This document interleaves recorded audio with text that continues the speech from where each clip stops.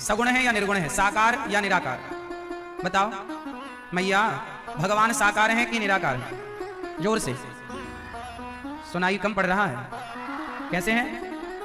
भगवान साकार भी हैं और निराकार भी हैं। कैसे? जैसे पानी साकार होता है कि निराकार? पानी का कोई आकार नहीं होता, इसलिए पानी निराकार है। पर वही पानी जब फ्रिज में रखने से बर्फ होता है तो वह एक आकार लेता है। तो पानी जब पानी था तो निराकार था, वही पानी जब बर्फ हुआ तो साकार हो गया। उसी तरह ईश्वर ब्रह्म निराकार होते हैं, पर वही जब भगवान राम और कृष्ण के रूप में प्रकट होते हैं तो वही निराकार साकार बन करके प्रकट हो जाते हैं। वही निराकार है, वही साकार है। साकार अलग और निराकार अलग ऐसा नहीं मानना चाहिए, ऐसी भ्रांति नहीं करनी चाहिए। जो साकार है वही निराकार है और जो निराकार है वही साकार है। सगुण उपासक परहित निरत नीति दृढ़ ने। भगवान कहते हैं, गोस्वामी जी लिख रहे हैं, सगुण उपासक परहित निरत नीति दृढ़ ने ते नर प्राण समान मम जिनके द्विज पर प्रेम। तो भगवान साकार भी हैं और निराकार भी हैं। जाकी रही भावना जैसी प्रभु मूरत देखी तिन, जाकी रही भावना जैसी प्रभु मूरत देखी तिन तैसी, जाकी रही। जाकी जैसी भावना वैसे भगवान का कोई रूप। अच्छा, भगवान का कोई रूप और रंग है क्या मैया? भगवान का कोई रूप रंग है? भगवान का कोई रूप रंग नहीं होता। भक्तों की भावना का जो रूप रंग होता है, आपकी भावना को साकार करने के लिए परमात्मा उसी रूप रंग को लेकर प्रकट हो जाते हैं जैसी आपकी भावना है ना। कार्यकर्ता लोग थोड़ा एक्टिव होके, जो भक्तजन खड़े हैं उन्हें हाथ जोड़ के बिठाने की कोशिश करें। ये जगह इस तरफ भी पड़ी है, इस तरफ भी आ जाइए। आप जो पीछे खड़े हैं यहाँ भी आ जाइए और सब बैठ जाइए, आनंद से कथा का रसपान कीजिए सभी लोग। तो भगवान का भाव जो आप रखें मन में, उस भाव से भगवान आपको प्राप्त होते हैं। अच्छा, भगवान के अवतार कितने हैं ये बताओ? कितने अवतार होते हैं भगवान के मैया? भगवान के कितने अवतार हैं? 24। वैसे तो भगवान के अनंत अवतार हैं। हरि अनंत, हरि कथा अनंता, कहाँ ही सुना ही बहुविधि सब संता। अनंत अवतार हैं, फिर भी मूल 24 अवतारों का जिक्र है। कौन कौन से अवतार? नारायण नारद हरि, कपिल देव श्री राम, हंस हयग्रीव मोहिनी, दत्तात्रेय सुखधाम, नरसिंह वामन व्यास जी, ऋषभ देव कौमार, यज्ञ पुरुष धनवंतरी, बुद्धि कल के अवतार। प्रचुरा कैसा होता? अच्छा, और बुरी संगति से व्यक्ति, तो जैसी संगति होती है वैसा रंग चढ़ता है। इसलिए संगति श्रेष्ठ हो। संगति कैसी हो? जैसी संगति वैसी रंगति। संगत से गुण आते हैं, संगत से गुण जाएं। लोहा जड़ा जहाज में पानी में उतराए। अब देखो ना, नारद जी कहते हैं मैंने संतों की संगति। नारद जी पिछले जन्म में कौन थे? दासी पुत्र थे। इनकी माँ घर घर बर्तन धुला करती थी, झाड़ू पोंछा करती थी। एक दिन ये जिनके घर में झाड़ू पोंछा करने जाती थी, उन्हीं के घर में कुछ संत आए। तो दासी पुत्र नारद जी भी संतों की खूब सेवा किए। तो संतों की कृपा से उन्होंने मंत्र दे दिया। अब नारद जी ने उस मंत्र का जाप किया और उस मंत्र के जप के प्रभाव से पिछले जन्म में दासी पुत्र थे, इस जन्म में ब्रह्मा पुत्र नारद जी बनकर के प्रकट भये। ये संतों की सेवा का प्रभाव है। संतों की सेवा का बड़ा बड़ा फल मिलता है। इसलिए सेवा सबसे बड़ा धर्म है। सेवा किया करो। संतों को प्रसन्न रखना है, सेवा करो। और नारद जी जब प्रसन्न किए, संतों को प्रमोशन हो गया, दासी पुत्र से ब्रह्मा पुत्र हो गए। व्यास जी महाराज ने भागवत की रचना की। कैसे? भागवत कहां से शुरू हुई, क्यों शुरू हुई, आज इसका ध्यान पूर्वक आप श्रवण करें, बहुत विस्तार से बात सुनिएगा। भागवत में पहले महाभारत की चर्चा व्यास जी ने लिखी। भागवत को महाभारत के युद्ध से व्यास जी महाराज ने शुरू किया। जहां से महाभारत पूरा होता है, भागवत जी वहीं से स्टार्ट होती हैं। तो महाभारत भागवत जी व्यास जी ने लिखी, अपार शांति हुई। अच्छा, महाभारत की कथा में कुछ बातें सीखने योग्य हैं जो लिख रहे हैं व्यास जी, जरा सुनिए ध्यान पूर्वक। महाभारत, अच्छा आप में से कितनों के घर में महाभारत की पुस्तक है? जिनके यहां है हाथ उठाएं। मैया, ओ मेरी मां, बैठ जाओ जल्दी से। महाभारत आप लोगों के घर में क्यों नहीं है ये बताओ। कुछ लोगों के घर में है, जिनके घर में नहीं है उनसे सवाल। आप लोगों के घर में महाभारत की पुस्तक क्यों नहीं है ये बताओ। क्यों नहीं है? इसलिए नहीं है क्योंकि आप लोगों ने ये भ्रांति पाल रखी है कि जिनके घर में महाभारत की पुस्तक होती है उनके घर में महाभारत होता है। ऐसी गलतफहमी आप लोगों ने पाल रखी है और ये सिर्फ गलतफहमी है। आज जिनके घर में महाभारत की पुस्तक नहीं है, क्या उनके घर में महाभारत नहीं होता? अरे जिनके घर में महाभारत की पुस्तक है और जो महाभारत की पुस्तक पढ़ के अपना जीवन यापन करते हैं, उस शास्त्र के आधार पर उनके घर में कभी महाभारत होता ही नहीं है। ये है, लेकिन आप कितने कंफ्यूज हैं कि कह नहीं सकते। समझिएगा मेरी मां, महाभारत। अच्छा, आप में से कितने लोग ये बात जानते हैं कि महाभारत हमें बहुत कुछ सिखाता है? आपने क्या सीखा महाभारत से? टीवी पर देखा होगा महाभारत, देखा कि नहीं? कभी पढ़ने का मन नहीं हुआ? कभी पढ़ते नहीं है? फेसबुक व्हाट्सएप चलाने से फुर्सत मिले तो महाभारत पढ़ें। आजकल महाभारत तो छोड़ो, लोग रामचरितमानस नहीं पढ़ते। महाभारत जो पढ़ेगा वो निर्णय लेने लायक होगा। एक बात बताएं, स्कूलों में पढ़ना लिखना जरूरी है कि नहीं? बोलो हाँ। मैया बेटा बैठ जाओ, आनंद से बैठो ना, सब आनंद से बैठ जाओ, तो प्रेम पूर्वक सुनो, बैठ जाओ सब लोग अपनी जगह पर। अच्छा ये बताओ, स्कूल कॉलेज में पढ़ना लिखना क्यों जरूरी है? स्कूलों में पढ़ना क्यों जरूरी है? जैसे आज हम मैथ साइंस इत्यादि सब्जेक्ट पढ़ते हैं, उसी तरह आज के 100 साल पहले 200 साल पहले जब स्कूल नहीं हुआ करते थे, तब हमारे यहां क्या होते थे? जोर से गुरुकुल। उन गुरुकुलों में हमें क्या पढ़ाया जाता था? हमारे वेद पुराण उपनिषद वेदांत पढ़ाए जाते थे, व्याकरण पढ़ाई जाती थी। क्यों? ताकि हम शब्दों से लेकर सामान्य जिंदगी का डिसीजन सही ले सकें।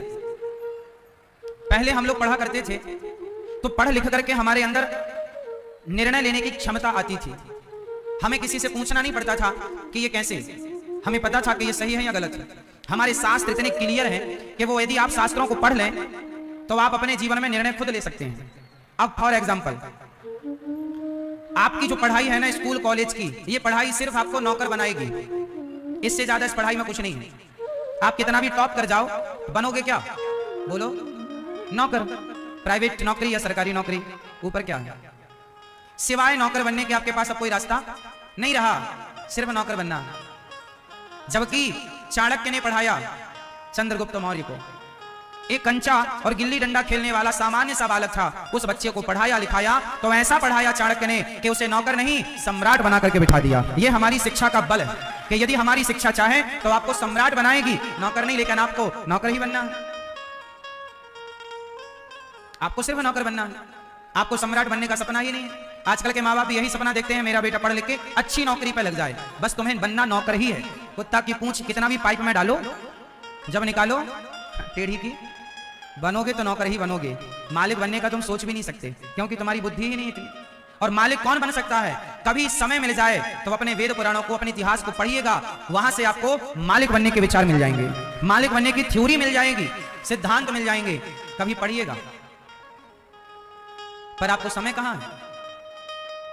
अब मैं महाभारत की कुछ ऐसी बातें आपको बताऊंगा जिससे आप ये जानेंगे कि निर्णय कैसे लिया जाता है, सही गलत में फर्क कैसे रखा जाता है, कैसे हम जाने कि ये बात सही है और कैसे जाने कि ये गलत है। आप बहुत सरल ढंग से मैं आपको समझाने की कोशिश करूंगा, समझिएगा जितना आप समझ सकें। महाभारत, बताइए महाभारत क्या रुक सकता था?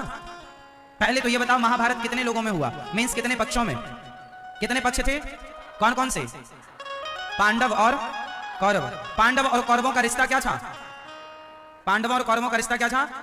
सगे भाई थे, चाचा ताऊ के, एक ही कुल, एक ही खानदान, हाँ या ना? तो महाभारत भाइयों में हुआ। एक पक्ष में 100 भाई थे और एक पक्ष में 5 भाई थे।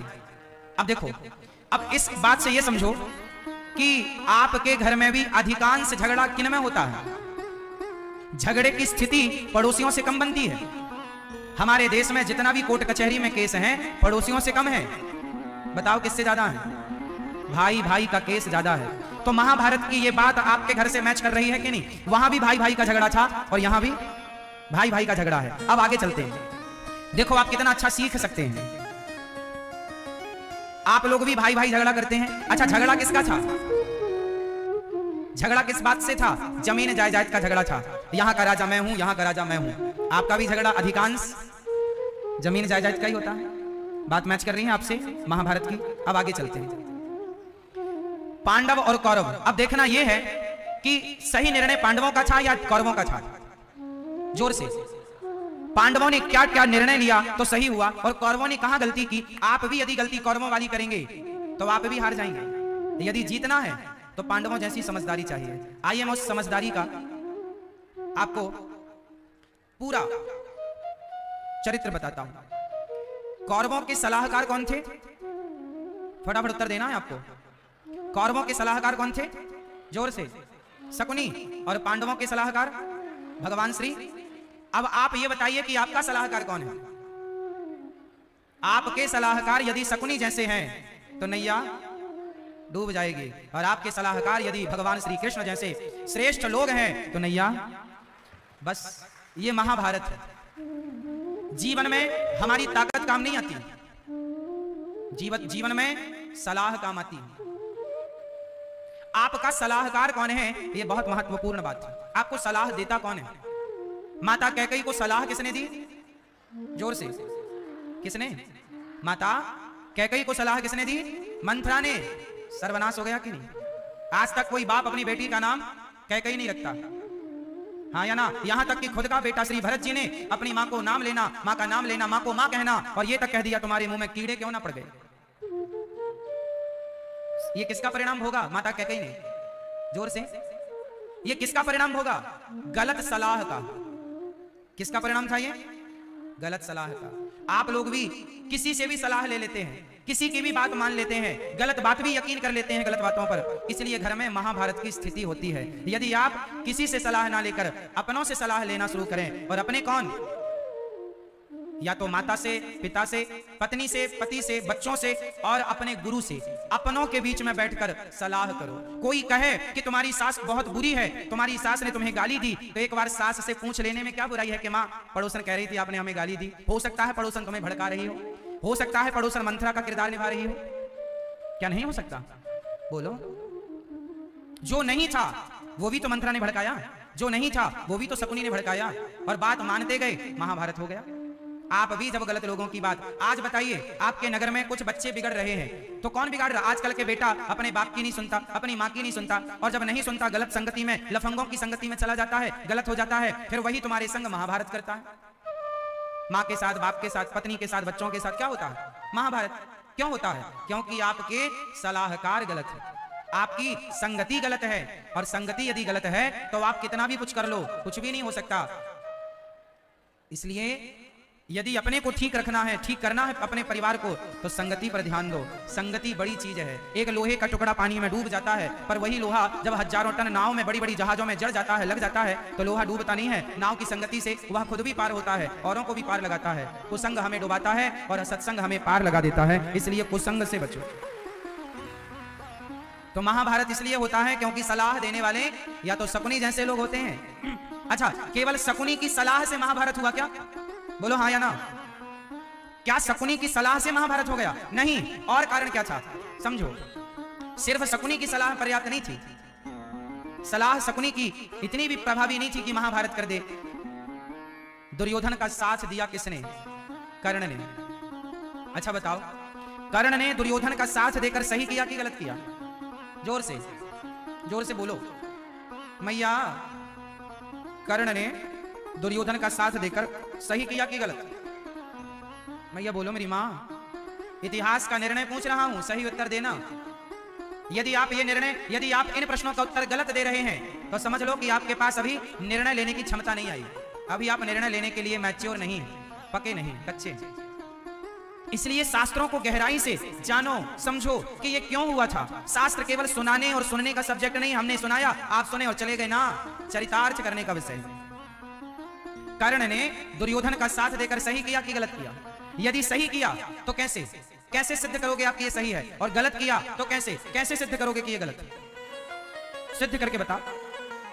चलो एक पक्ष मैं सिद्ध करके बताता हूं। दुर्योधन ने गलत किया, कर्ण ने गलत किया दुर्योधन का साथ देकर।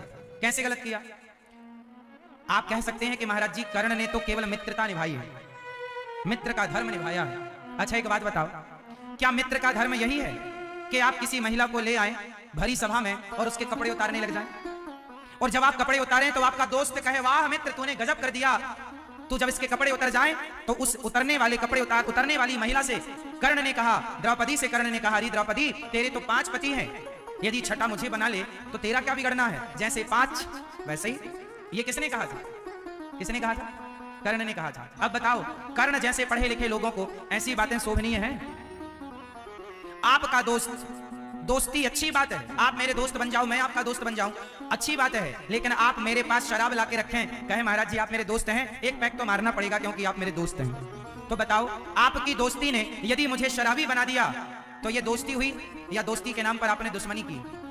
एक बात बताओ मेरी माँ, जो आपको सही रास्ता बताएं वो आपके दोस्त हैं, या जो आपको गलत रास्ता बताएं वो आपके दोस्त हैं? सबसे बड़ी गलती आप लोग यहां करते हैं कि आपके पास इतनी भी अक्ल, इतनी भी समझ नहीं है कि आप दोस्तों को पहचान सकें। अरे दोस्त कौन है और कौन दुश्मन है? कई बार आप दुश्मनों को दोस्त मान लेते हैं। जो आपको शराब पिला रहे हैं, जो आपको गांजा पिला रहे हैं, जो आपको गलत रास्ता पर ले जा रहे हैं, वो आपके दोस्त कैसे हो सकते हैं? अरे दोस्त तो वो है जो ये कहे कि यार मैं शराब पीता हूं पर तू मत पीना क्योंकि तू मेरा दोस्त है और मैं तेरा बुरा नहीं देख सकता।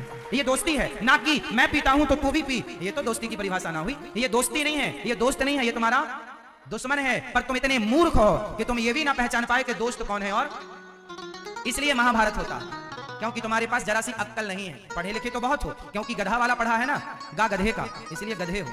हम लोगों ने पढ़ाई की है गा से गणेश, गा गणेश का, इसलिए विचार करते हैं। हम सबको दोस्त नहीं बनाते, जो दोस्त बनने के योग्य है वो दोस्त हो सकता है। सब दोस्त कैसे हो जाएंगे? रास्ते चलते किसी लफंगे को, शराबी को हम दोस्त कैसे बना लें? अब सवाल यह है कि कर्ण ने दुर्योधन से दोस्ती की तो दोस्ती करना बुरा नहीं था, और दुर्योधन का साथ देना भी सही था, पर सही में साथ दो, गलत में साथ मत दो। दुर्योधन जब साड़ी उतारने की आज्ञा दिया, दुशासन इसके कपड़े उतार दो, उस समय कर्ण को क्या कहना चाहिए था? मित्र, किसी नारी के कपड़े समाज में उतारना ये तो सही नहीं है। तुमने जीत लिया, चलो तुमने जुए में सब जीत लिया, यहां तक सही था। तुमने पांडवों को अपना दास बना लिया, यहां तक सही था। पर बताओ, भरी सभा में तुम्हारी सगी भाभी है, ये रिश्ते में तुम इसे नंगा करना चाहते हो भरी समाज में, क्या ये सही था? क्या दुर्योधन तो दुष्ट था, दुर्योधन तो मूर्ख था, पर कर्ण आप तो समझदार थे, आप तो उसे ऐसा करने से रोक सकते थे दोस्ती के नाते। क्या दोस्ती इसका नाम है कि तू गलत कर रहा तो मैं भी तेरे साथ खड़ा हूं क्योंकि मैं तेरा दोस्त हूं? नहीं, दोस्ती का मतलब यह है कि मेरा दोस्त गलत करे तो मैं उसे गलत करने से रोकूं, जैसे माने वैसे रोकूं, क्योंकि मैं दोस्त हूं और मेरे को पता है कि यदि तुम गलत कर रहे हो तो इसका परिणाम गलत होगा। इसलिए दोस्त वही है जो आपको गलत रास्ते पर जाने से रोक ले। तो क्या कर्ण ने दोस्ती का परिचय दिया? बोलो, यदि दोस्ती का परिचय दिया होता तो कर्ण जैसे लोगों की उपस्थिति में किसी नारी के कपड़े उतर रहे हो, अब कर्ण से कभी कर्ण मिलेंगे आपको स्वर्ग वैकुंठ कभी, तो ये सवाल कीजिएगा कर्ण से कि कर्ण, आपने दुर्योधन के पक्ष में युद्ध किया, मैया ये सवाल कर्ण से करिएगा कभी मिलेंगे तो, पता नहीं कब मिलेंगे।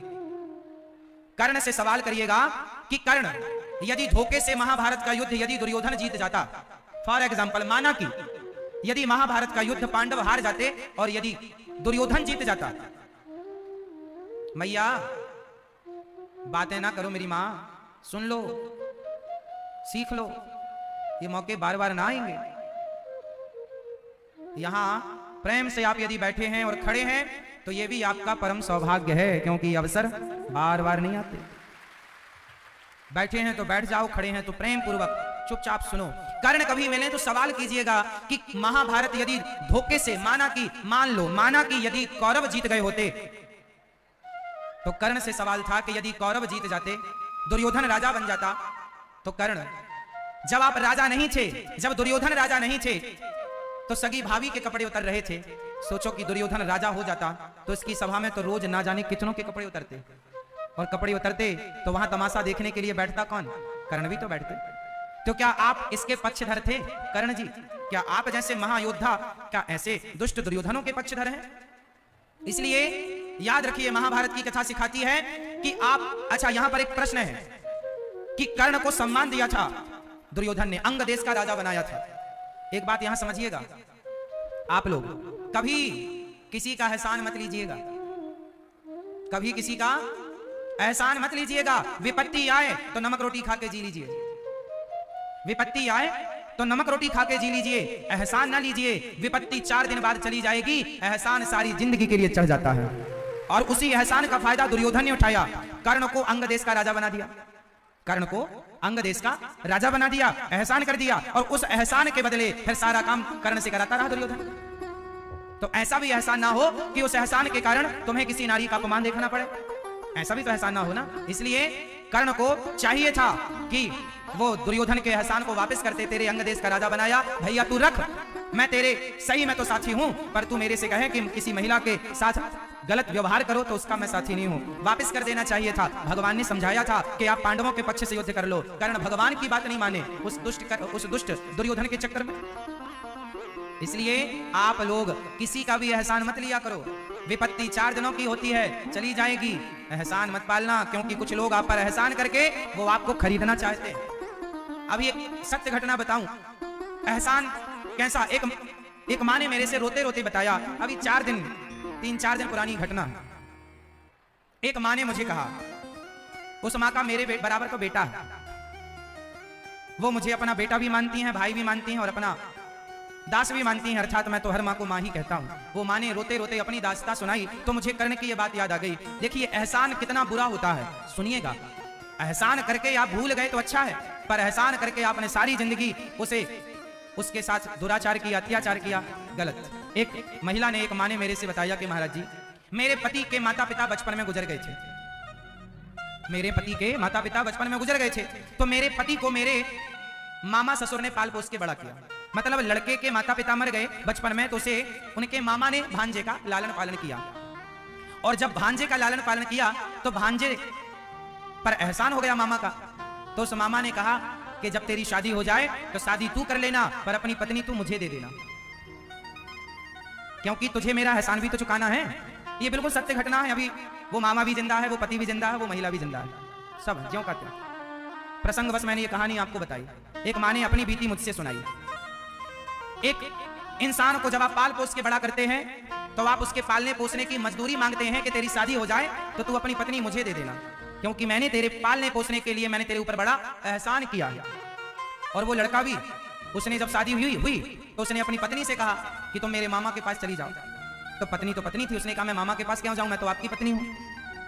तो उसने कहा नहीं, मामा का मेरे ऊपर बड़ा एहसान है, उसने पाल पोस के बड़ा किया है, इसलिए तुम्हें जाना ही पड़ेगा। उसने दबाव बनाया पत्नी पर वो पत्नी तो पत्नी थी, बेचारी पतिव्रता थी, अच्छी थी, उसकी तरह नहीं थी। अब वो कहे कि जाओ मामा के पास, और वो पत्नी कहे मैं नहीं जाऊंगी। इस चक्कर में उन पति पत्नी के रिश्ते भी, उनके रिश्तों में खटास आ गई। भाई कौन स्त्री कहेगी कि मैं अपने पति को छोड़ के किसी और पुरुष के पास जाऊं, ये तो उचित नहीं है, किसी भी प्रकार से सही नहीं है। लेकिन मैं आपको ये बात सिर्फ इसलिए बता रहा हूं कि समाज में आज कुछ लोग यदि आप पर एहसान करते हैं तो ये मत सोचना कि वो एहसान है, कल उसका मूल्य भी मांग सकते हैं वो लोग। सब लोग तो ऐसे नहीं होते, पर समाज में ऐसे भी लोग हैं। इसलिए विपत्ति 4 दिन की सहलो साहब, पर एहसान जीवन भर का। इसलिए कर्ण के ऊपर एहसान किया दुर्योधन ने, तो कर्ण को वो एहसान चुकाना पड़ा, गलत का साथ देना पड़ा, और केवल कर्ण ही शामिल है ऐसा नहीं। और सुनो, गुरु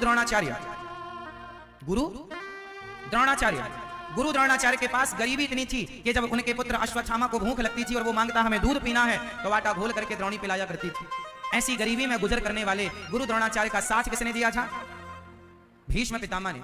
उन्हें अपने यहाँ का गुरु बनाया था, शिक्षा गुरु बनाया था, बच्चों को पढ़ाओ लिखाओ। तो ये भी एहसान तले दबे थे गुरु द्रोणाचार्य। इसलिए गुरु द्रोणाचार्य के सेनापति बन जाने पर कर्ण ने, दुर्योधन ने उंगली पे नचाया गुरु द्रोणाचार्य को, क्योंकि गुरु थे लेकिन वो बिके हुए थे, एहसानों तले दबे थे। इसलिए पहले की जो शिक्षा प्रणाली थी वो ऐसी थी कि शिक्षक कभी पढ़ाने का शुल्क नहीं लिया करते थे। शिक्षक लोग पढ़ाने का कभी शुल्क नहीं लिया करते थे, पर गुरु द्रोणाचार्य ऐसे शिक्षक थे कि पढ़ाने का शुल्क लिया करते थे। और शुल्क लेने का परिणाम यह हुआ कि दुर्योधन जैसे दुष्ट का ना चाह करके भी गुरु द्रोणाचार्य को साथ देना पड़ा, क्योंकि एहसान जो चुकाना था, नमक का ऋण चुकाना था। इसलिए पहले की शिक्षा कैसी थी? जंगलों में जाया करते थे बच्चे, भिक्षा मांग कर लाते थे और गुरुजी को दिया करते थे, उससे गुरुजी अपना बनाते खाते, बच्चों का पालन पोषण करते और पढ़ाते लिखाते। पहले शिक्षा का शुल्क नहीं था। जब से शिक्षा बिकाऊ हो गई ना, तब से बताओ चाणक्य ने चंद्रगुप्त को पढ़ाने का क्या लिया था? बताओ क्या लिया था? आज तो गली गली शिक्षा बिक रही है, हर गली मोहल्ले में आपको देख लो शिक्षा। किसी के पास योग्यता है, काबिलियत है, तो वो बेच रहा है अपनी शिक्षा को, अपनी काबिलियत को। इसलिए कहता हूं कि शिक्षा गुरु द्रोणाचार्य ने दी, पर शुल्क लेकर दिया, इसलिए उन्हें गलत दुर्योधन का साथ देना पड़ा। भीष्म पितामह बड़े थे, पर दुष्टों के बीच में वो बोल ना पाए। जब द्रौपदी की साड़ी खिंच रही थी, पुकारा था माता द्रौपदी ने, बचाओ बचाओ। कौन सुना? सबके मुंह में ताला लगा, क्योंकि एहसान तले दबे हैं। जबकि पितामह स्वतंत्र थे, पितामह चाहते तो वो निर्णय ले सकते थे, द्रौपदी की लाज बचा सकते थे, पर पितामह जैसे दिग्गज जब चुप्पी साध कर बैठ जाते हैं तब महाभारत हुआ करता है। कई बार घर में बच्चों के ऊपर, बहू के ऊपर आपका ही कोई अत्याचार करता है और घर के बड़े बुजुर्ग सब जानते हुए चुपचाप बैठते हैं, तब जाके महाभारत होता है। तुम्हारा बेटा हो या तुम्हारी बहू, तुम्हारी पत्नी हो या तुम्हारी बेटी, घर में यदि कोई गलत कर रहा है और आपको पता है कि गलती इसकी है और निर्दोष पिस रहा है, तो आप न्याय क्यों नहीं करते? पितामह के ना बोलने से महाभारत हो गया। पितामह ने खड़े होकर दुर्योधन के गाल में 2 थप्पड़ मार दिया होता, क्यों रे तेरी इतनी हिम्मत के घर की बहू के तू कपड़े उतार रहा है, उसी समय महाभारत खत्म हो जाता। जब दुर्योधन को 2 थप्पड़ मारा जाता। पितामह दिग्गज थे, एक बाण उनके बल के सामने इस धरती पर कोई था नहीं जो पितामह के बाणों का सामना कर सकता, लेकिन गलत का साथ दिया तो पितामह जैसे दिग्गजों को भी बाणों की सैया पर लेटना पड़ा। भोगना तो पड़ेगा साहब, गलत करने में मजा बड़ा आता है, लेकिन जब उसकी दंड मिलता, सजा मिलती है ना, नानी याद आ जाती है। इसलिए करना मत मेरी माँ। पितामह भीष्म क्यों ना हो, बाणों की सैया मिली। गुरु द्रोणाचार्य का धृष्टद्युम्न ने सिर काट दिया, हाँ या ना? उनका बेटा आज भी अमर होकर दर दर की ठोकर खा रहे हैं। अश्वत्थामा आज भी अमर है, और अमर ऐसे है कि प्यास लगती है सो पानी नहीं पी सकते, भूख लगती है भोजन नहीं कर सकते, सिवाय तड़पने के कोई ऑप्शन नहीं है। ये मरने से ज्यादा अमरता खतरनाक है। मौत तो एक बार मार के चली जाएगी, पर घुट घुट के मरना तो बड़ा खतरनाक है। आपको क्या लगता है सजा मिली नहीं? मिली है। गलती कोई करेगा दंड मिलेगा। अब आप बताओ कि आप कहीं भीष्म पितामह की तरफ चुप्पी तो नहीं साधते? सास भी कई बार, जैसे देवरानी और जेठानी, घर में कई बार जेठानी गलत करती है देवरानी के साथ, क्योंकि सास को पता होता है कि इनमें से सही कौन है गलत कौन है, पर सास भी भीष्म पितामह बन जाती है। चुप, मैंने तो कुछ देखा ही नहीं, मैं तो कुछ जानती नहीं। जानती सब है, बोलेगी कुछ नहीं, तुम्हें भी बाणों की सैया मिलेगी, ठहरो। ईश्वर के घर देर है। हाँ, जब न्याय होता है ना तो पल पल का, पग पग का, रत्ती रत्ती का न्याय। किसी को कौड़ी कम नहीं देता, किसी को दमड़ी ज्यादा, समझदार तो चुप रह जाता, मूर्ख शोर मचाता, मेरे मालिक की दुकान में सब लोगों का खाता। हिसाब परफेक्ट है परमात्मा का, इसलिए बच के रहना रे बाबा। बचेगा? पितामह बच पाए, द्रोणाचार्य बच पाए, कर्ण दुर्योधन बच पाए, कर्ण बच पाए? नहीं बच पाए। इतने बड़े बड़े योद्धा, दिग्गज, महारथी, इनकी गति बिगड़ गई तो आपकी और हमारी, तेरा क्या होगा रे कालिया? समझो मेरी माँ, ये जो तुम चुप्पी साधे बैठी हो ना, अत्याचार देख रही हो और कर रही हो, और ये बूढ़े बूढ़े ससुर सास भी, कई बार इन्हें पता है कि बड़ा बेटा गलत है कि छोटा बेटा, और बाप चुपचाप बैठा रहता, तमाशा देखता। इसे पता है बूढ़े को कि बड़ा बेटा गलत है कि छोटा गलत है, सब पता है, फिर भी ये पक्षधर बन जाता है। और जरा गलत निर्णय होगा, ऐसा चुप रहने से भी पितामह चुप ही तो रहे, तो बाणों की सैया। सही का साथ दो, चाहे तुम्हारी औलाद ही क्यों ना हो। यदि गलत है तो गलत और सही है तो सही है। अब ध्यान दो आगे की बात। अब पांडवों की गलती मैं आपको बताता हूं। अभी तो इनका हिसाब हुआ, अब पांडवों का करते हैं। पांडवों ने गलती क्या की? पांडवों ने जुआ खेला, ये गलती थी। पांडवों ने, जोर से, पांडवों ने जुआ खेला। आपके सुल्तानपुर में जुआ खेलते हैं कि नहीं लोग? बोलो हाँ या ना? हाँ कि ना? दादाजी जुआ खेलते हैं आप? ताश सवेरे से शाम तक चल रहा है जुआ। जुआ खेलने वालों का नाश नहीं होता, सर्वनाश किसका हुआ? पांडवों ने जुआ खेला तो पांडवों को भी 12 साल वनवास और 1 वर्ष अज्ञातवास उठाना पड़ा।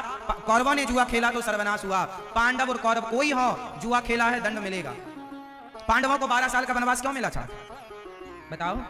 क्योंकि ताश खेला, जुआ खेला। आप लोग भी जुआ खेलते हैं, और तो ठीक है, आजकल के कुछ लोग मंदिरों में जुआ खेलते हैं, मंदिर प्रांगण में। अब पता नहीं इनको कहां का कीड़ा बनाएंगे भगवान। आपके यहाँ मंदिरों में जुआ खेला जाता है कि नहीं? मंदिर प्रांगणों में बैठ बैठ के लोग जुआ खेलते हैं, हाँ या ना? नहीं खेलते तो अच्छा है, खेल रहे हो तो समझाओ जुआनियों को कि पतन यहीं से होगा। कौरवों ने जुआ खेला, सर्वनाश हो गया। पांडवों ने खेला, 12 साल का वनवास और 1 वर्ष का अज्ञातवास मिला। ये जुआ की देन थी। भरी सभा में साड़ी खिंच गई पत्नी की, किसके कारण खिंची? जुआ के कारण। इसलिए जुआ ना खेलो। आप में से कितने लोग जुआ खेलते हैं? हाथ उठाओ। जो जुआ खेलते हैं वो हाथ उठाएंगे। कोई नहीं खेलता, ये अच्छी बात। अच्छा, जुआड़ी लोग आए नहीं होंगे ना कथा सुनने, तो जुआ नहीं खेलते आप, ये अच्छी बात। खेलोगे तो विनाश होना शुरू हो जाएगा। पांडव नहीं बचे, 12 सालों का वनवास मिला, तो आप और हम कौन हैं? तो महाभारत कहता है, महाभारत की कथा सिखाती है कि हमें जीवन में कोई भी गलत निर्णय लेने से बचना चाहिए, और गलत व्यक्ति का साथ देने से बचना चाहिए, और न्याय करना सीखना चाहिए। क्या करना सीखना चाहिए? जोर से। न्याय। न्याय सबके साथ, अन्याय किसी के साथ ना हो। ध्यान रखो इन बातों का, बहुत काम आएंगे। जब द्रौपदी की साड़ी खिंच रही थी, पुकारा था उन्होंने सबको। लेकिन एक बात बताऊं, जब द्रौपदी ने रक्षा के हाथ बढ़ाए तो द्रौपदी की रक्षा किसने की? किसने की मेरी मां? एक भगवान के सिवा काम कोई नहीं आता। इसलिए उस एक परमात्मा को पुकारना शुरू कर दो। बुला लो। बड़े मतलबी होते हैं ये लोग। यदि तुम्हारा कोई अपना है तो एक भगवान, ये संसार के लोग तुम्हारे नहीं है। द्रौपदी ने भी गलती की। अच्छा ये बताओ, द्रौपदी ने भगवान को बुलाने में देर लगाई या भगवान ने देर लगाई?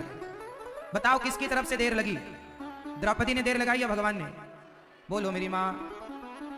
भगवान को द्रौपदी ने बुलाया ही लेट, देर से।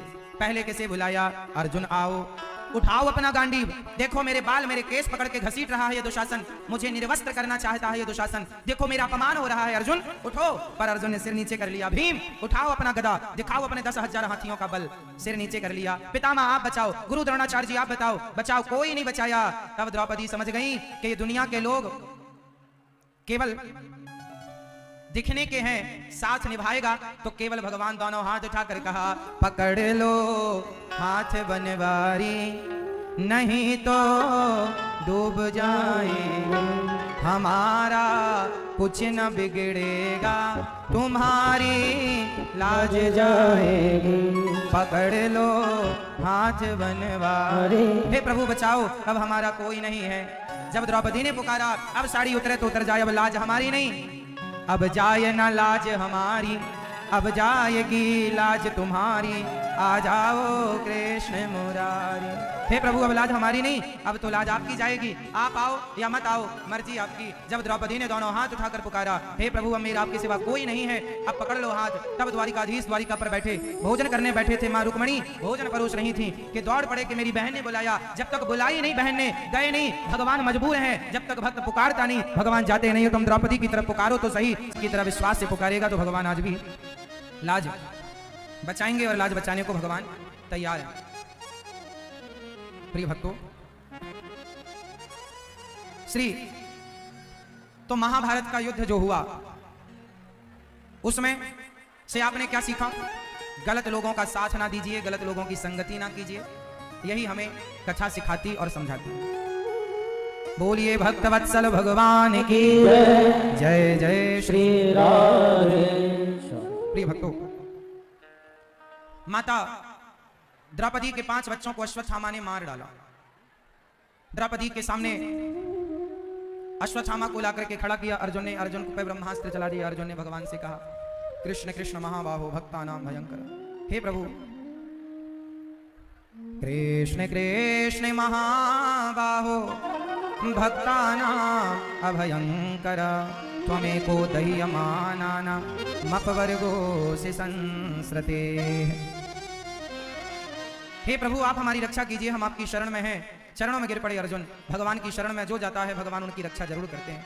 अर्जुन को भगवान ने उठाया, कहा कि ब्रह्मास्त्र चलाओ। अर्जुन ने ब्रह्मास्त्र चलाया और दोनों ब्रह्मास्त्र आपस में टकराए। प्रलय जैसी स्थिति उत्पन्न हुई, भगवान ने दोनों को थाम लिया, समाप्त किया। अश्वत्थामा को पकड़ के अर्जुन आए और द्रौपदी के सामने खड़ा करते हैं। द्रौपदी तेरे पुत्र का हत्यारा तेरे आगे है, सामने जो सजा देना है दे दो। इस हत्यारे को जो दंड देना चाहती हो दे दो, ठीक है, इसे छोड़ दो। क्यों? इसे छोड़ क्यों दें? तो मारने से लाभ भी तो नहीं। क्या इसे मारने से हमारे मरे हुए पुत्र जीवित हो जाएंगे? नहीं, इसे मार देने से हमारे मरे हुए पुत्र जीवित नहीं हो सकते। द्रौपदी ने कहा दया जरूरी है, इसने भले गलती की हो। देखो दया, जब दुष्ट अपनी दुष्टता नहीं छोड़ता तो सज्जन को अपनी सज्जनता। मैया, ओ मेरी माँ, बैठो मेरी मैया। जो पीछे खड़े हैं भक्त बैठ जाइए, जगह हो, आराम से। आप सब दिख रहे हैं, हमें कोई दिक्कत नहीं है, बैठिए। सब बैठ जाओ, खड़े ना रहो। अच्छा बताओ, दया करना सही है कि गलत है? मैया, ओ लाल मैया, बार बार खड़ी हो जाती हो मेरी माँ। बैठती हो फिर खड़ी होती हो, एक्सरसाइज कर रही हो। बैठो मेरी माँ। तो द्रौपदी ने दया की। अच्छा दया करना सही है कि गलत है? सही। जब तक घट में प्राण, हमें कभी अपना स्वभाव नहीं छोड़ना चाहिए। दुष्ट अपनी दुष्टता नहीं छोड़ता तो सज्जन को अपनी सज्जनता। सामने वाला हमें गाली दे रहा हो तो क्या हम भी उसे गाली देने लग जाएं? ये परिचय नहीं है स्वभाव का कि आप हमें गाली दें तो हम भी आपको गाली दें, आप हमारे साथ धोखा करें तो हम भी आपके साथ धोखा करें। लोग ऐसे ही करते हैं, पर ये सही नहीं है। आप सबके साथ अच्छा करो। यदि कोई आपके साथ बुरा करेगा तो आपके साथ बुरा वो चाह कर भी कर नहीं सकता, पर उसका दंड भगवान उसे जरूर देंगे। आप बीच में हस्तक्षेप ना करो, आप अपने रास्ते चलते रहो। अश्वत्थामा के सिर की मणि निकालकर उसे नगर से धक्के मारकर निकाल दिया गया। उत्तरा के गर्व को नष्ट करने के लिए उन्होंने ब्रह्मास्त्र चलाया। उत्तरा दौड़ी दौड़ी भगवान की शरण में आई। पाहि पाहि महायोगिन देव देव जगतपते। भक्त परीक्षित जी को भगवान ने बचाया। भगवान हस्तिनापुर से अब द्वारिका जाने लगे, तब कुंती बुआ ने भगवान से स्तुति की। कुंती बुआ ने भगवान से कहा, हे प्रभु, आज मैं आपसे कुछ मांगना चाहती हूं। आज मैं आपसे कुछ मांगना चाहती हूं। क्या चाहते हैं आप? आज मैं आपसे, कुंती बुआ ने भगवान से क्या मांगा? कृष्णाय वासुदेवाय देवकी नंदनाय च नंद गोप कुमाराय गोविंदाय नमो नमः। आज कुंती बुआ ने भगवान से विपत्ति मांगी। हे प्रभु, हमें दुख दे दो। विपदा संतो नः शाश्वत तत्र तत्र जगत गुरु। हे प्रभु, हमें विपत्ति दीजिए। क्यों विपत्ति मांगा? क्यों विपत्ति मांगी? इसलिए विपत्ति मांगी माता कुंती ने कि प्रभु, सुख में आपको लोग भूल जाते हैं, एक दुख ही है जो बार बार आपकी याद दिलाता है। इसलिए नाथ, हमें ऐसा सुख नहीं, दुख दीजिए जिससे आपका बार बार हम स्मरण करते रहें। हे नाथ, मैं आपको कभी भूलूं नहीं। अच्छा ये बताओ, आपको सुख चाहिए या दुख चाहिए? मैया, आप भगवान कभी मिलेंगे आपसे तो आप भगवान से क्या मांगोगी?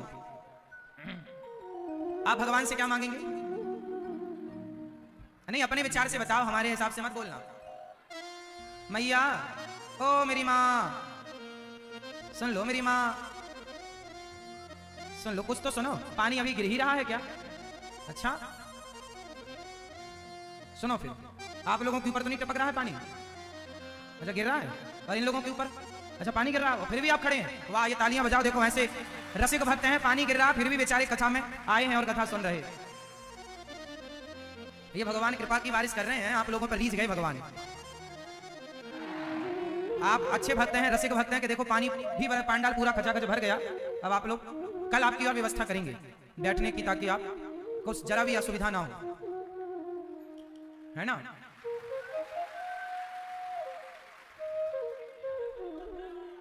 हाँ, चलो, गीले तो नहीं हुए आप लोग? गीले हो गए? फिर जय श्री राम जी की इच्छा। अच्छा सुनो, ये बताओ कि माता कुंती ने भगवान से दुख मांगा, विपत्ति मांगी। ये बताओ कि आपको भगवान कभी मिलेंगे तो आप क्या मांगेंगे? कोई बेटा मांगता है, कोई बेटी मांगती है। हे भगवान बेटी हो, हे भगवान बेटा हो, हे भगवान पैसा हो, हे भगवान बेटे की नौकरी लग जाए। ये जो आप लोग मांगते हैं ना मेरी माँ, एक बात आज बहुत ध्यान से सुन लीजिए, भगवान से कुछ मांगने की जरूरत नहीं है। अच्छा ये बताओ, आपको क्या चाहिए? भगवान सब जानते हैं कि नहीं? भगवान सर्वज्ञ है कि नहीं? जोर से। भगवान को सब पता है कि आपके जीवन में क्या चाहिए और क्या नहीं चाहिए, पता है कि नहीं? आपको भगवान के बारे में ये तो पता होगा कि भगवान सब जानते हैं, सर्वज्ञ हैं। जब भगवान सर्वज्ञ हैं, सब जानते हैं, तो कहने की क्या जरूरत है? भगवान से प्रेम करो, बिना कहे भगवान सब समझ जाते हैं और बिना कहे पूरा करते हैं। भगवान से धन दौलत की चाहत ना रखो। भगवान से क्या मांगना चाहिए? अच्छा, भगवान से क्या मांगना चाहिए? आप बताओ सफेद भैया, क्या मांगना चाहिए? सफेद शर्ट वाले बताएंगे क्या मांगना चाहिए भगवान से, बताओ। मैया आप बताओ, भगवान से क्या मांगना चाहिए? क्या मांगना चाहिए बताओ। ये आपके बाल ऐसे ही पैदा से ऐसे हैं कि मेहंदी से हुए? आपके बाल ऐसे ही हैं जन्म से? अच्छा, अच्छे हैं। मैया ये बताओ कि भगवान से क्या मांगना चाहिए? बेटा मांगना चाहिए भगवान, बेटा। अच्छा ये बताओ, सुअर उअर तो बेटा नहीं मांगते, उनके तो थोक में होते हैं। सुअर है, कुत्ता है, इनके यहाँ लाइन लगी है बच्चों की, हाँ या ना? भगवान से बेटा बेटी पैसा ये मांगना नहीं है, ये तो बिना मांगे मिलता है। पैसा तो वैश्या को भी मिल जाता है, पैसा तो वैश्या को भी मिल जाता है। फिर पैसा भगवान से क्या मांगे? बच्चा बताओ, भगवान से फिर मांगना क्या चाहिए? हाँ, एक राजा थे, राजा ने पूरे नगर में ढिंडोरा पिटवाया कि जो व्यक्ति जो चाहता है जिस चीज में हाथ रखेगा वो उसकी हो जाएगी। राजा ने सोना चांदी हीरा मोती सब पूरा रखवा दिया बाहर, खजाने खोल डाले, जितना तुम्हारे हाथ में तुम जिस पे हाथ रखोगे वो तुम्हारा। अब सारे लोग आए, कौन नहीं आएगा? सबने, कोई सोने पे, किसी ने पैसों पे, किसी ने चांदी पर, किसी ने प्रॉपर्टी के कागजों पर हाथ रखा। तो जिस पे कोई गाय पर, कोई घोड़े पर, कोई भैंस पर, कोई हाथी पर, कोई शेर पर, जिस पे हाथ रखे वो उसका। तभी नगर की एक छोटी सी नन्ही सी गुड़िया, एक बच्ची आई और उस बच्ची ने राजा के पास जाके कहा कि मैं जिस पर हाथ रखूंगी आप वो देंगे? हाँ। तो उस लड़की ने कहा मेरे पिता नहीं है, मेरी माँ नहीं है, मैं आप पे हाथ रखती हूं कि आप मेरे पिता बनोगे। उसने राजा पे हाथ रखा तो राजा उसका हो गया, और जब राजा उसका हुआ तो उसे अलग अलग वस्तुओं पे हाथ नहीं रखना पड़ा, फिर राजा की सारी दौलत उसकी हो गई। इसलिए भगवान से ना मांगो, भगवान को ही मांग लो। हे प्रभु, हम आपसे आपको चाहते हैं, आप ही हमें मिल जाएंगे, तो फिर ये संसार मांगने की जरूरत। इसलिए कुंती बुआ ने कहा मैं दुख चाहती हूं, भगवान ने कहा मां मैं दुख ही तो नहीं दे सकता। अच्छा बताओ, भगवान किसी को दुख देते हैं? भगवान किसी को दुख देते हैं क्या? आपको जो दुख मिला है वो किसने दिया? बताओ मेरी माँ, आपको दुख कौन देता है ये बताओ। देखो पानी चला गया ना, आपकी परीक्षा लेने आया था कि देखते हैं खड़े रहते हैं कि नहीं, सुनते हैं कि नहीं, पर आप पास हो गए ना। अभी तो जो पानी उसमें गीला है वो टपकेगा। सुनो, कुंती बुआ ने भगवान से भगवान को ही मांगा, और विपत्ति, भगवान किसी को दुख देते ही नहीं। बताओ दुख देते हैं? बताओ फिर हमें दुख कौन देता? आप बताओ भैया, ये पीले भैया बताएंगे दुख कौन देता है आपको और हमें? हाँ आप बताओ भैया, चश्मा बैठे बैठे, खड़े नहीं होना, बिंदास बैठे बैठे मस्ती से बताओ कौन दुख देता है? क्या हमें भगवान दुख देते हैं? क्या हमें पति दुख देता है? क्या हमें सास दुख देती है? क्या हमें पड़ोसी दुख देता है? पीछे वाली मैया कौन दुख देता है मेरी माँ? कौन? हमें कोई दुख नहीं देता, हमारे अपने कर्म हमें दुख देते हैं। भगवान राम न मारे काहू को, पापी नहीं आराम, आप ऐसे मर जाते हैं कर कर खोटे काम। न देना, कभी किसी को दोष ना देना कि तुम्हारे कारण दुख मिला, तुम्हारे कारण। हमें दुख कौन देता है? हमने बुरे कर्म किए तो हमें मिलेगा, अब भोगना पड़ेगा, हंस के भोगो। आपके जीवन का आया हुआ दुख आपका ही कर्म दंड है। आपकी पत्नी अच्छी है और आपकी पत्नी बुरी है, तो ये पत्नी और पति का अच्छा बुरा होना, ये भी पत्नी पत्नी नहीं होती, कर्मों का दंड, कर्म ही पत्नी के रूप में प्रकट होते हैं।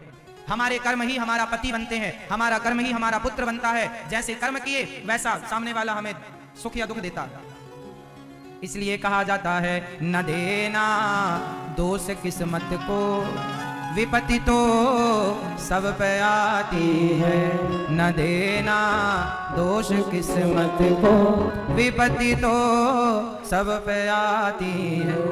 विपत्ति आई राजा दशरथ पे, राम जब जा रहे थे वन को। विपत्ति आई राजा दशरथ पे, राम जब जा रहे थे वन को।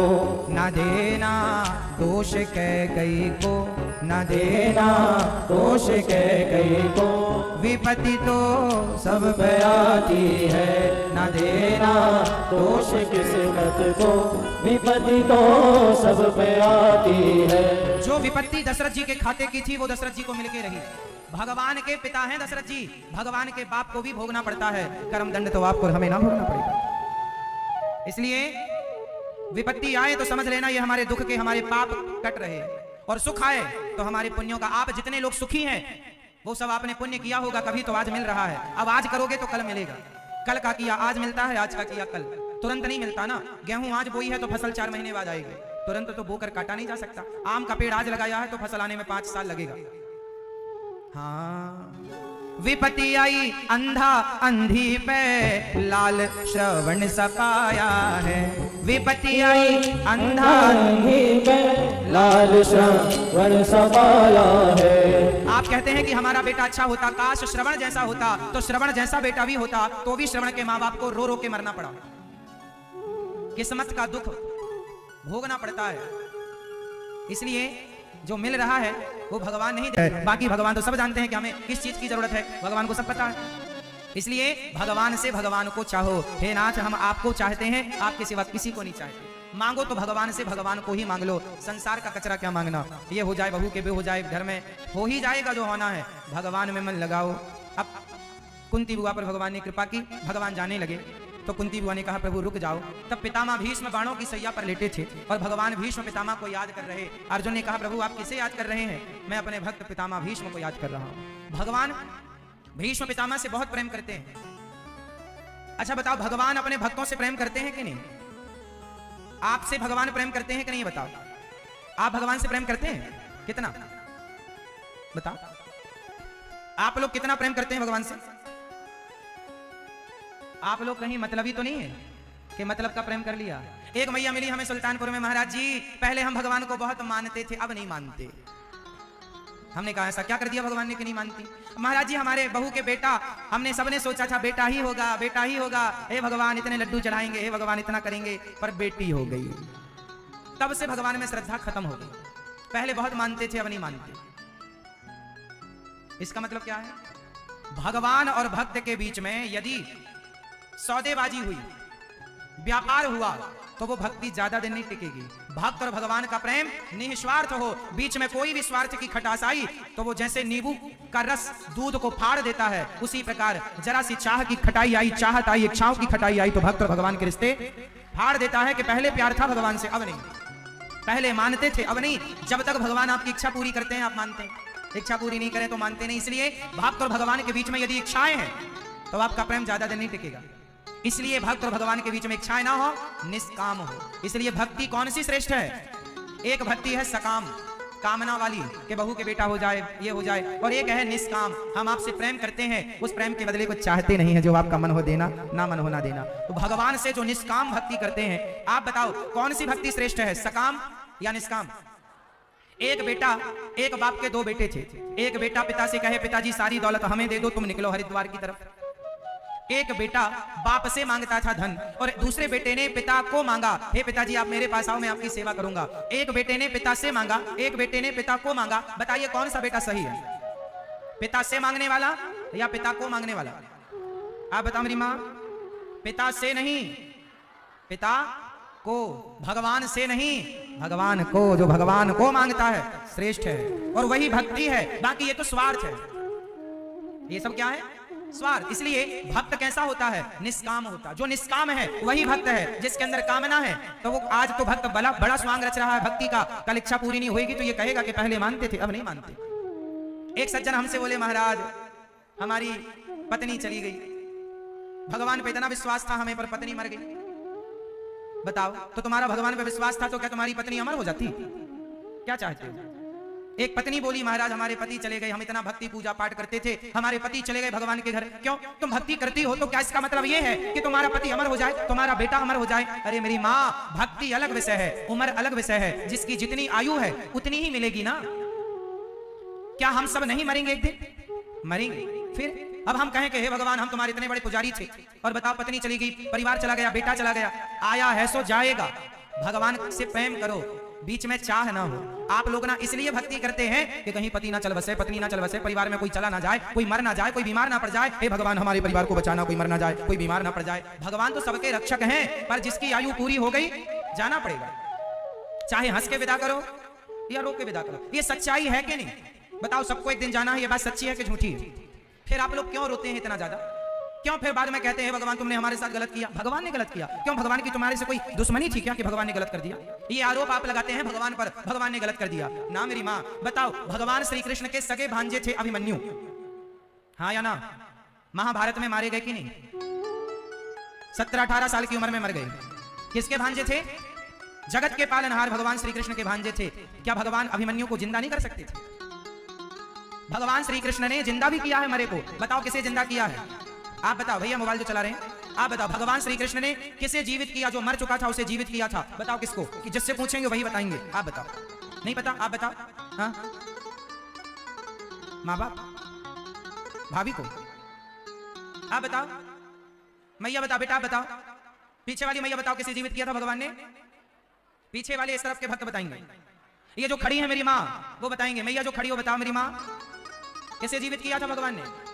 हाँ, इस तरफ की माँ, गुरु जी के बेटे को। सांदीपनी जी के पुत्र की मृत्यु हो गई थी। जहां भगवान पढ़ने गए थे उज्जैन, वहां पर उनके पुत्र की मृत्यु हो गई थी सांदीपनी जी के। कब मरा था? 10 साल पहले मर गए थे। मरे हुए जिसकी हड्डियां भी ना बची, उसे जीवित करके लौटाया। गुरु के पुत्र को जीवित कर दिया, पर खुद के भांजे भगवान श्री कृष्ण की बहन सुभद्रा के पुत्र अभिमन्यु मर गए, भगवान ने जीवित नहीं किया। क्यों? पूछा सुभद्रा ने, कन्हैया अपने भांजे को जीवित कर दो, मेरे बेटे को जीवित कर दो, तुमने गुरु जी के पुत्र को जीवित किया है। भगवान ने कहा, बहन सुभद्रा, यदि मैंने आपके पुत्र को जीवित किया, कल तमाम मेरी बहनें खड़ी होकर कहेंगी अपनी बहन के बेटे को बचाया, क्या हम तुम्हारे नहीं थे जो तुमने हमारे बेटे को नहीं बचाया? इसलिए बहन, तुम्हारे पुत्र की इतनी ही आयु है, तुम्हारे पुत्र की इतनी ही आयु है। वो गुरु के बेटे को फिर क्यों बचाया? इसलिए बचाया ताकि दुनिया को बता सकें कि वो भगवान है। कर तो सब सकते हैं, पर भगवान भी प्रकृति से छेड़छाड़ नहीं करना चाहते। भगवान, आप में से कितने लोग हैं, कई बार भगवान हमारी रक्षा करते हैं, हमारी मौत को कई बार भगवान ने टाला है, पर कितनी बार टालेंगे? आपको क्या लगता है कि आप, एक मां मेरे पास आई, समझना बिल्कुल सत्य घटना आपको बता रहा हूं। एक मां मेरे पास आई, उन्होंने कहा, महाराज जी, हमारे बेटे की शादी थी, लगभग 15 तारीख की शादी थी, और हमारे बेटे के एक ही बेटा, और सारी तैयारियां हो गई, पार्टियों की तैयारी हो गई, कपड़े लत्ते खरीद गए, सारी घर की तैयारियां शादी की हो गई। 15 तारीख की शादी थी, और 9 तारीख को, उसी महीने की 9 तारीख को बेटे की अचानक मृत्यु हो गई। सोचो वो मां कितना रोई होगी कि जिस बेटे के विवाह का सामान धरा का धरा रह गया। रोने लगी मेरे पास आकर, महाराज जी, भगवान ने मेरे साथ ऐसा क्यों किया? मैं इतनी पूजा करती आई हूं बचपन से लेकर आज तक, कभी किसी का बुरा नहीं किया, मेरे साथ भगवान ने बुरा क्यों किया? ये सवाल सबका हो सकता है कि भगवान ने मेरे साथ बुरा क्यों किया। मैंने उस मां को समझाया, मैंने कहा, मां, तेरे बेटे का बहुत पहले ही मृत्यु होने वाली थी। मैंने पूछा कितने साल का था? बोले 25 साल का था। मैंने कहा, इस बेटे की मृत्यु तभी होने वाली थी जब ये पैदा हुआ था। जिस दिन पैदा हुआ उसी दिन मर जाता तो क्या कर लेती? 1 महीने बाद मर जाता तो क्या कर लेती? 25 सालों तक ना जाने कितनी बार भगवान ने इसकी मृत्यु टाली। क्यों? तुम्हारी भक्ति के बल पर। तुम्हारे किस्मत में पुत्र ही नहीं था, पर तुम्हारी भक्ति के कारण भगवान ने 25 साल के लिए तुम्हें पुत्र सुख दिया। जो दिया उसका धन्यवाद तुमने कभी ना किया। चला गया तो रोने बैठ गई, शिकायत करने बैठ गई, भगवान ने गलत किया। गलत तो समझ में आ रहा है, पर उसका अच्छा तुमने कभी देखा ही नहीं। और यही दशा हम सबकी। हमारी कितनी बार मौत ना टाली होगी भगवान ने। आप में से कितने लोग ऐसे हैं जो कितनी बार मरते मरते बच गए? जब मरते मरते बच गए तो बचे क्यों? मर ही जाते क्यों? आपके पुण्य ने, कहीं ना कहीं आपके पुण्य ने आपकी रक्षा की, और वो रक्षा भगवान ने की। आप उसे नहीं देखते कि भगवान ने कृपा की। नहीं, अरे मर गए तो मर क्यों गए? शिकायत करना आसान है साहब, लेकिन उसमें इस जिंदगी में ईश्वर के एहसान को देखना और हर हाल में गोविंद का धन्यवाद देना कठिन काम है। आदमी धन्यवाद नहीं देता। भगवान बनना भी सरल नहीं है। ये भगवान सबके ताने सुनते हैं बेचारे, सब गालियां देते हैं भगवान को। भगवान ने गलत किया। जो भगवान अच्छा करते हैं उसका कोई नहीं बोलता कि हे भगवान तुमने अच्छा किया। बस कोई चला जाए तो रोने बैठ जाते हैं, हे भगवान वो चला क्यों गया? क्या करें भगवान? सबको अमर बना दें, कोई ना मरे तुम्हारे घर, कोई बीमार ना पड़े। इसी का नाम जिंदगी है। सुख दुख हानि लाभ जीवन मरण, इसी का नाम जिंदगी है। इसलिए मेरी तरह मेरी बात मानो, हर हाल में केवल गोविंद का धन्यवाद दो। हे प्रभु, मेरे पास जो कुछ है, मैं अंधा हो जाता तो किससे कहने जाता, लंगड़ा होता तो किससे कहता, बहरा होता तो किससे कहता। मेरे कन्हैया ने मुझे दोनों पांव देकर के मुझ पर बहुत बड़ी कृपा की है। मेरे कन्हैया ने मुझे आंख दी है, स्वस्थ शरीर दिया है। जो दिया है उसका धन्यवाद दे दो। तुम्हारी पत्नी के साथ, तुम्हारे पति के साथ इतने दिनों का ही तुम्हारा हिसाब था, पूरा हो गया, सब चले गए। शिकायत करके भी क्या पालोगे? कर लो शिकायतें, क्या पालोगे? इसलिए हर हाल में ईश्वर का धन्यवाद।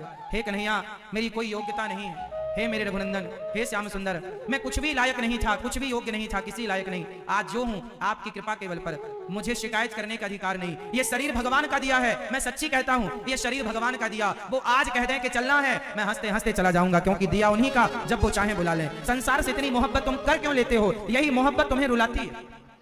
जो तुम्हारा अपना था ही नहीं उसे अपना मान लेते हो। सच्ची बताना, अपने दिल में हाथ रख के बताना, संसार के लोगों से जितना प्यार करते हो, पत्नी पति बेटा बेटी परिवार रिश्तेदार दुकान मकान से, क्या उतना प्यार भगवान से है? विडंबना यही तो है कि संसार को हम अपना मान लेते हैं, पर जो अपने हैं उन्हें हम अपना नहीं मानते। यही तो विडंबना, यही तो रोना।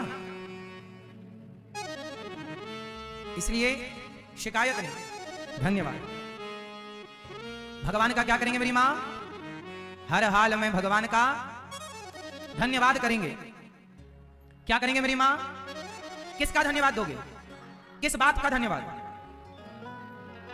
हाँ बताओ मेरी मां, किस बात का धन्यवाद दोगी? आप बताओ। करते हैं कान्हा तेरा हर पल शुक्रिया, खुशियाँ जो दी हैं उसका भी शुक्रिया। हम तेरा दिया खाएं, तेरा ही गुण गाएं। हम, आप किसका दिया खाते हैं? आप किसका दिया खाते हैं? आप अपने बाप का खाती होंगी, अपने पति का, परिवार का खाते होंगे, पर क्या करें, ये दास अनिरुद्ध है। हम तो अपने कन्हैया के टुकड़ों पर पलते हैं, जो देते हैं उन्हीं का खाते हैं। हम किसी का नहीं, हम तो अपने गोविंद का खाते हैं, उन्हीं की भाषा बोलते हैं। हमने अपने मति को, अपने आप को भगवान के प्रभु के हवाले किया और पितामह भगवान में डूब गए, खो गए। भगवान के श्री चरणों में पितामह ने सबको राजधर्म, स्त्री धर्म का उपदेश दिया पांडवों को। अर्जुन को लग रहा था युद्ध मैंने जीता। कई बार हमें ऐसा लगता है हमने ये किया, हमने ये किया, हम ईश्वर की कृपा को भूल जाते हैं। अच्छा बताओ, महाभारत का युद्ध किसने जीता? अर्जुन ने या भगवान कृष्ण की कृपा ने? कृपा से जीता अर्जुन ने या अपने बल से जीता? मैया, ओ मेरी पीली मैया, बैठो मेरी माँ, बैठ जाओ, ध्यान पूर्वक सुनो।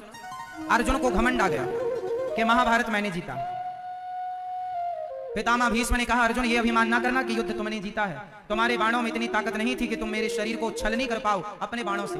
तुम्हारे बाण मेरे शरीर को भेद पाए, इतनी ताकत अर्जुन के बाणों में नहीं थी। ये कृष्ण की कृपा थी। कई बार हमें लगता है हम कर रहे हैं, पर नहीं, हम नहीं, हमारे ऊपर भगवान की कृपा है और वो कृपा सब कराती है और हमें लगता है हम कर रहे हैं। हम कभी उस कृपा का अनुभव नहीं करते कि हमारे ऊपर कृष्ण की कृपा।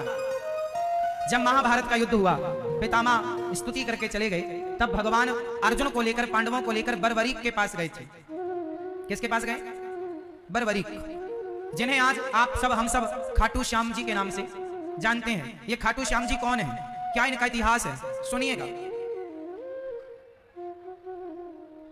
बर्बरीक घटोत्कच के पुत्र हैं और घटोत्कच भीम भैया के पुत्र हैं। बर्बरीक को पता चला कि महाभारत का युद्ध होने वाला है, तो वो अपने बाण लेकर आए और 3 बाणों से पूरा महाभारत जीतने की बात कह दी कि मुझे इस महाभारत को जीतने में सिर्फ 3 बाण लगेंगे। अब 3 बाणों को चलाने में कितनी देर लगती है आप समझ लो। मतलब मैं 10 मिनट के अंदर महाभारत का निर्णय कर सकता हूं।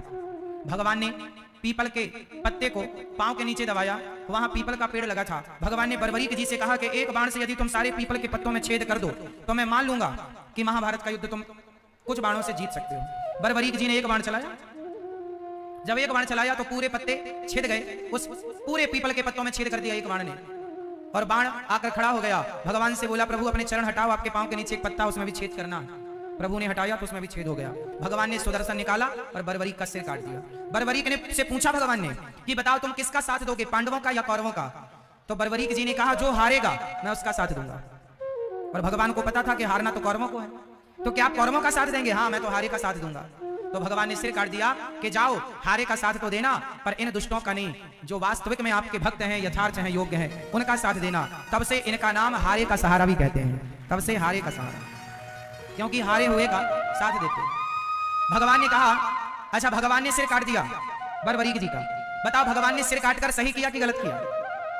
जोर से, जोर से मैया बोलो मेरी माँ, मैया, ओ मेरी माँ, लाल मैया जा रही हो मेरी माँ? अरे टाटा तो कर लो, इस तरफ देख के टाटा, कल आना। हाँ, कथा से ना जाओ मेरी माँ, हम इतने दूर से आए हैं आप लोगों के लिए और आप बताओ छोड़ के जा रहे हैं। बैठो। भगवान ने सही किया कि गलत किया? सही, सही किया गलत? सही। कैसे सही, सिद्ध करो। सही ऐसे है कि वो गलत व्यक्ति का साथ देते तो सिर काट दिया। अच्छा, सिर तो काट दिया पर भगवान ने मारा नहीं, देखो सिर को भी जिंदा रखा। तुम्हारी क्या इच्छा है? बोले मैं महाभारत का युद्ध देखना चाहता हूं। तो एक ऊंचे से पहाड़ में बर्बरीक का सिर रखा और कहा कि तुम पूरा महाभारत देखना। जब पूरा महाभारत हो गया तो भगवान बर्बरीक के पास गए और बर्बरीक जी से कहा कि तुमने तो पूरा महाभारत देखा है, बताओ इस महाभारत में सबसे बलवान कौन है? भीम को लगा मुझे कहेंगे कि मैंने बड़ी बल का पराक्रम दिखाया, तो अर्जुन को लगा मुझे इनाम मिलेगा, मैंने गांडीव से चमत्कार दिखाया। परंतु बर्बरीक जी ने कहा कि मैंने पूरे महाभारत में आपके सुदर्शन चक्र को ही देखा। अर्जुन के चलाए बाण 4 कदम पर गिर जाते थे, आपके बाण, आपका चक्र उन बाणों को गति देता था। अर्जुन को लग रहा था मैंने जीता, मैं बलशाली हूं, पर अर्जुन को जिताने के लिए भगवान की कृपा साथ साथ चल रही थी। वो कृपा दिख नहीं रही थी, पर थी। आपकी कामयाबी आपके बदौलत आपको नहीं मिली, कहीं ना कहीं आपके ऊपर भगवान की कृपा साथ साथ चल रही थी। उस कृपा ने आपको कामयाब किया और आपको लगा मैंने मेहनत की तो कामयाब हो गया। मेहनत करने वाले तो बहुत है, सफलताएं सबको कहां मिलती। इसलिए जो है वो मेरी मेहनत का नहीं, गोविंद की कृपा का है। हर जगह भगवान की कृपा को महसूस करो। बरवरीक जी ने खूब बताया, अर्जुन का घमंड समाप्त हो गया। भगवान ने बरवरीक जी से कहा, बरवरीक तुम बड़े योद्धा हो, जाओ मैं तुम्हें अपना नाम देता हूं। आज से मेरा एक नाम तुम ले लो, श्याम, और जाओ खाटू में रहो और आने वाले कलयुग में भक्तों का दुख दर्द दूर करते रहना। भगवान ने अपना नाम देकर उन्हें स्थापित किया और अपने बल अपनी शक्ति दी और वो नाम से जाने गए खाटू श्याम। वही है खाटू श्याम। भगवान किसी को अपने कृपा दे दें तो वो श्रेष्ठ हो जाता है। ऐसे भगवान को छोड़कर आप संसार में अपना मन क्यों लगाते हैं? अर्जुन का घमंड पानी पानी हो गया, चरणों में गिर पड़े। हम लोग भी झूठा घमंड पाल लेते हैं, हम कर रहे हैं, हम ना करें तो ये कैसे होगा, हम ना करें तो वो कैसे होगा। नहीं मेरी माँ, हाँ करते हैं कान्हा। सब कुछ करने वाले कौन है? भगवान। और हमें क्या लगता है हमने किया। इसलिए आज से आप में से कितने लोग भगवान की कृपा का अनुभव करेंगे कि जो हो रहा है वो भगवान की, मेरे पास जो है वो मेरी मेहनत का नहीं, भगवान की। भगवान के आश्रित रहो, भगवान के भरोसे रहो।